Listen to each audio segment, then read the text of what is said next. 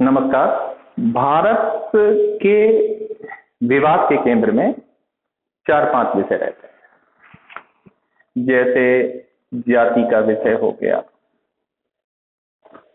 जैसे धर्म का विषय हो गया, वर्ग का विषय हो गया, भाषा का विषय हो गया और महिला भी उठा लेते हैं।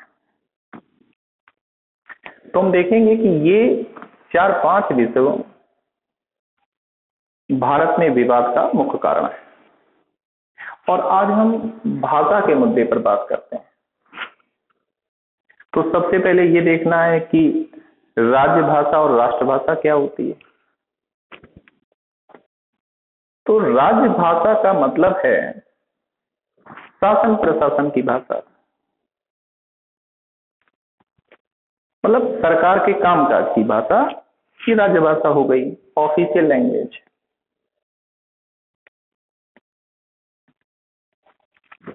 और अगर हम राष्ट्रभाषा देखेंगे, नेशनल लैंग्वेज, तो राष्ट्रभाषा का मतलब है जब विभिन्न जाति के, धर्म, संप्रदाय आदि के लोग एक साथ एकजुट होकर किसी भौगोलिक सीमा के अंदर किसी राष्ट्र का निर्माण करते हैं, तो उनके पारस्परिक संवाद की भाषा को हम राष्ट्रभाषा कह देते हैं, जो जनता की भाषा है। आप भारत के संदर्भ में देखें तो भारत बहुभाषावादी देश है। भाषा के आधार पर बहुत विविधताएं हैं। भारत में 1652 से अधिक भाषाएं बोली जाती हैं, जिसमें हिंदी ये दावा करती है कि वो 40% से अधिक लोगों के द्वारा बोली जाती है। यही नहीं, भारत के हिंदी भाषी और गैर हिंदी भाषी क्षेत्रों के बीच में हिंदी संपर्क भाषा का काम करती है। माने अधिकतर भारत के लोग हिंदी भाषा को समझते हैं, और ये हिंदी भाषी और गैर हिंदी भाषी क्षेत्र के बीच में हिंदी एक तरह से सेतु का काम करती है। अब अगर हम विश्व संदर्भ में हिंदी को उठाकर देखें तो चीनी या मंदारिन के बाद हिंदी विश्व की दूसरे सबसे ज्यादा बोली जाने वाली भाषा है। तीसरे नंबर पर अंग्रेजी आती है। इसके बावजूद भी हिंदी को संयुक्त राष्ट्र संघ की ऑफिशियल लैंग्वेज के रूप में दर्जा प्राप्त नहीं है। अगर हम संयुक्त राष्ट्र संघ को देखें तो पिछले 73 वर्षों से हम हिंदी को वहां की राजभाषा, ऑफिशियल लैंग्वेज के रूप में दर्जा देने की मांग कर रहे हैं। 6 भाषाएं ऐसी हैं जो संयुक्त राष्ट्र संघ की आधिकारिक दर्जा प्राप्त हैं, ऑफिशियल लैंग्वेज हैं। उसमें चीनी अर्थात मंदारिन और अंग्रेजी तो है, लेकिन हिंदी नहीं है। खैर, तो हम ये समझे कि राजभाषा क्या होती है, राष्ट्रभाषा क्या होती है। फिर से अगर हम एक बार रिपीट करें तो राजभाषा मतलब सरकार के कामकाज की भाषा, शासन प्रशासन की भाषा। और अगर हम राष्ट्रभाषा की बात करें तो इसका मतलब जनता की भाषा।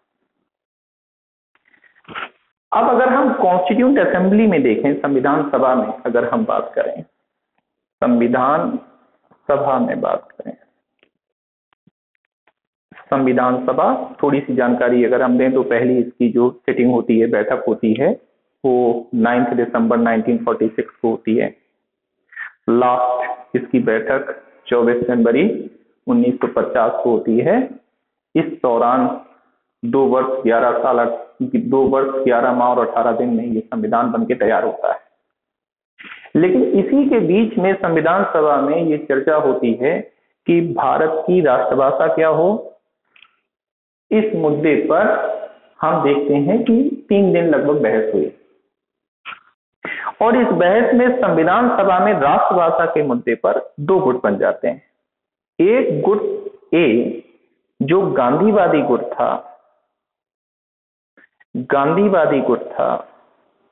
और हिंदी भाषी गुट था।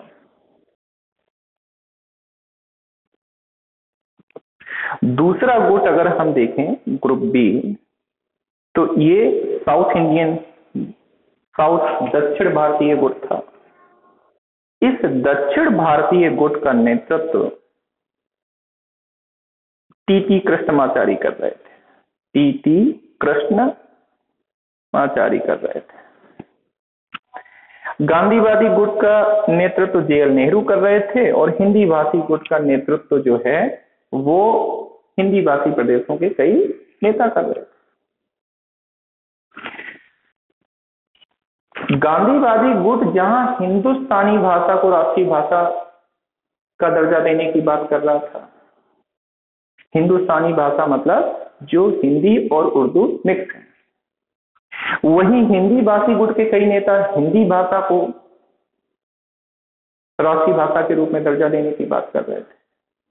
तो कुल मिलाकर के ये गुट हिंदी को भारत की राष्ट्रभाषा बनाने की बात कर रहा था, लेकिन दक्षिण भारतीय गुट हिंदी भाषा को राष्ट्रभाषा बनाने का विरोधी था। टीटी कृष्णमाचारी ने तो यहां तक कहा कि हमारे हिंदी भाषी लोग ये तय कर लें संविधान सभा में कि उनको हिंदी भारत चाहिए या उनको संयुक्त भारत या अखंड भारत चाहिए। तो मामला इतना संवेदनशील हो गया कि हिंदी को राष्ट्रभाषा का दर्जा प्राप्त नहीं हो पाया हमारे दक्षिण भारतीय गुट के विरोध के कारण।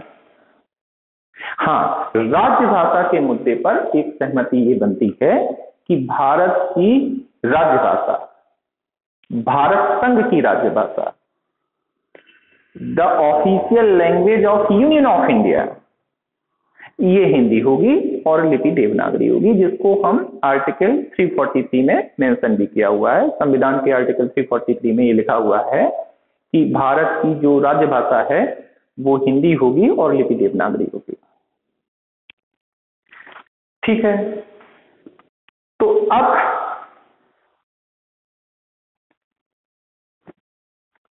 अगर हम देखें तो संविधान सभा में राष्ट्रभाषा के मुद्दे पर कोई निर्णय न हो पाने से भारत की राज्य भाषा बन जाती है हिंदी, जो संघ की राज्यभाषा होगी। और ये प्रस्ताव के रूप में इसको मान्यता मिलती है 14 सितंबर 1949 को। इसलिए हम 14 सितंबर को हर वर्ष राज्यभाषा दिवस या हिंदी दिवस के रूप में इसको सेलिब्रेट करते हैं, मनाते हैं। अब भारत जैसे बहुभाषावादी देश के लिए संविधान निर्माताओं ने संविधान की 8वीं अनुसूची का सृजन किया, 8th schedule of the constitution of India, जिसमें आज की तारीख में भारत में बोले जाने वाली अनेक भाषाओं में से 22 भाषाएं इसमें शामिल हैं और हिंदी उन्हीं में से एक है।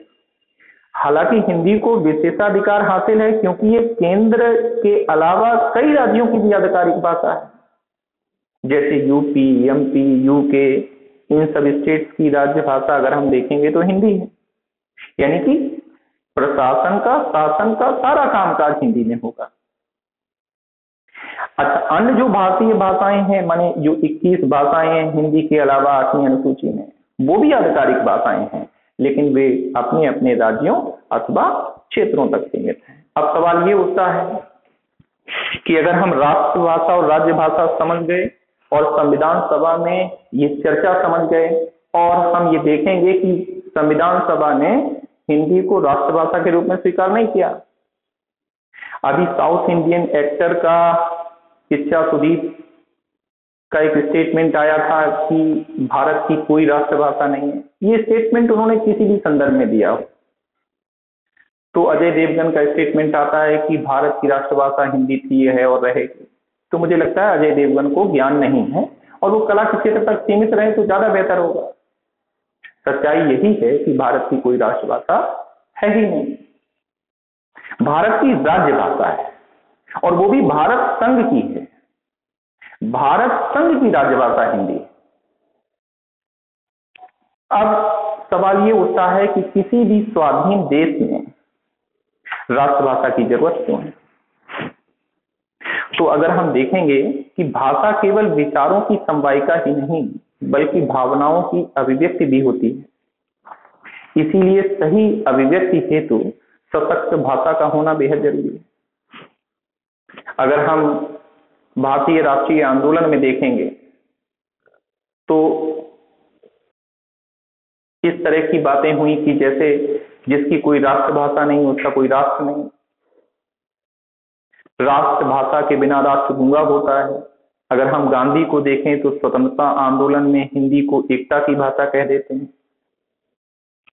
अब अधिकतर देशों की राष्ट्रभाषा जो होती है वही राज्यभाषा होती है, माने राज्यभाषा और राष्ट्रभाषा एक ही होती है। अगर हम यूके को देखें, फ्रांस को देखें, स्पेन को देखें, जापान को देखें, रूस को देखें, तो जो उनकी राज्यभाषा वही राष्ट्रभाषा है।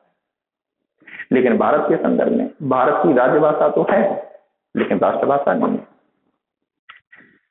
और अब हम ये चेक करेंगे कि राजभाषा को लेकर हमारे कॉन्स्टिट्यूशन में क्या प्रोविजन है, इसकी चर्चा करते हैं।